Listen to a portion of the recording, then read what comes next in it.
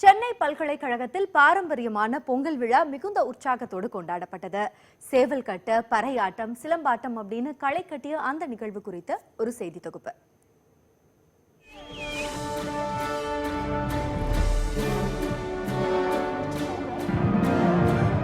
ஆக்ரோஷத்துடன் முறைத்து மோதிக்கொள்ளும் இந்த சேவல்கள் சென்னை பல்கலைக்கழக வளாகத்தில் சண்டையிட தயாராகின்றன.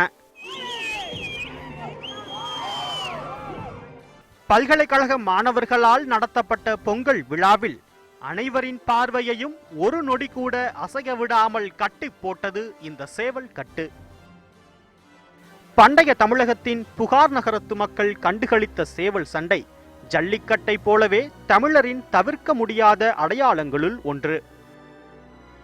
ஜல்லிக்கட்டு கைகூடாமல் போனது போல் தமிழரின் மற்றுமொரு அடையாளமான சேவல் கட்டை இழக்க மாட்டோம் என்கின்றனர் சென்னை பல்கலைக்கழக மாணவர்கள்.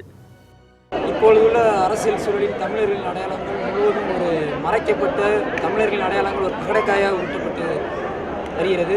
அதனை கண்டித்த இந்த தைத்திருநாளை ஒரு அடக்குமுறைகளுக்கு எதிரான ஒரு கொண்டாட்டமாக நாங்கள் கோலாகலமாக கொண்டாடி வருகின்றோம்.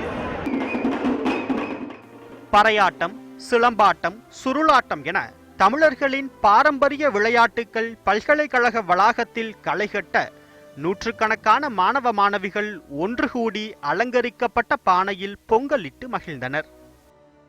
இப்போ தமிழ்நாட்டில் ஃபார்மர்ஸ் நிறைய பேர் ஃபார்மர் சூசைடுன்ற ஒரு விஷயம் ரொம்ப போய்கிட்டே இருக்கு, அதிகரிச்சுட்டே வந்துட்டு இருக்காங்க விவசாயிகள் இறந்துட்டு. ஸோ அவங்களுடைய இறப்பை வந்துட்டு நம்ம எம்பசைஸ் பண்ணி எல்லாருக்கும் ஒரு அறைகூவல் மாதிரி இதுக்கு நம்ம ரியாக்ட் பண்ணியே ஆகணும் அப்படின்றது தான் எங்களுடைய மெயின் ஆப்ஜெக்டிவ். ஸோ அதுக்காக அது ஒரு எங்களுடைய ஆப்ஜெக்டிவ்.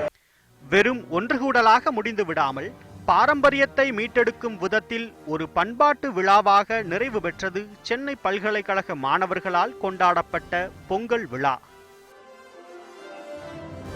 காலேஜுக்கு போய் படிச்சு பட்டம் வாங்குறது மட்டும் எங்க நோக்கம் கிடையாது. இது போன்ற சமுதாய விழாக்களின் வழியாக மறைக்கப்பட்டு கொண்டிருக்கக்கூடிய தமிழர்களோட பண்பாட்டு அடையாளங்களை மீட்டெடுக்கிறதும் எங்களோட கடமைன்னு சொல்றாங்க சென்னை பல்கலைக்கழக மாணவர்கள். ஒளிப்பதிவாளர் கருணாகரனுடன் சிபி, நியூஸ் 18 தமிழ்நாடு.